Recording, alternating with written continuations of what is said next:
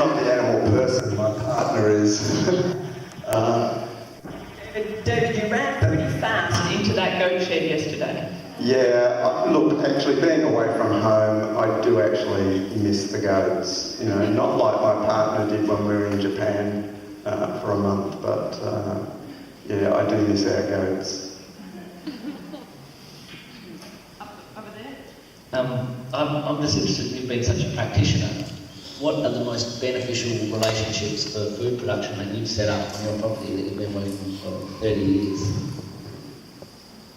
Whoa. We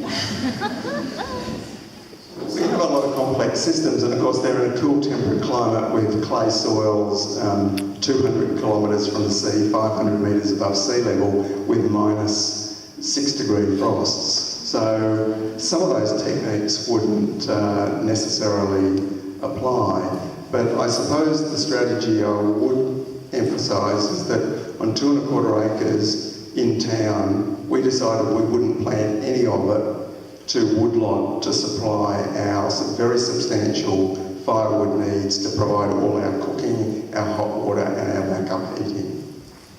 Because there's so much forest in our region on private and public land that won't grow other food, and we thought it was pretty silly to put what's effectively urban land into woodlot.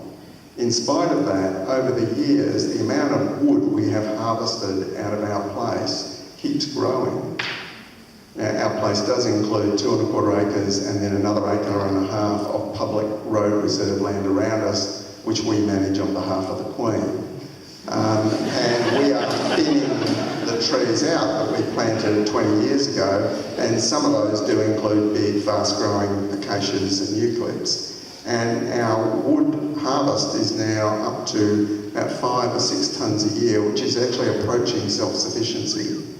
If we didn't harvest wood like that, like lots of unmanaged permaculture systems in relatively high rainfall areas, they would just overgrow with woody biomass, and you end up with a version not so different to number 3 in Aussie Street.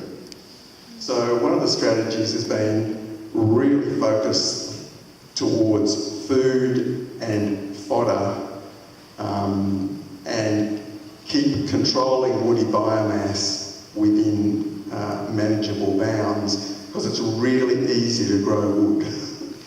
Very, very easy.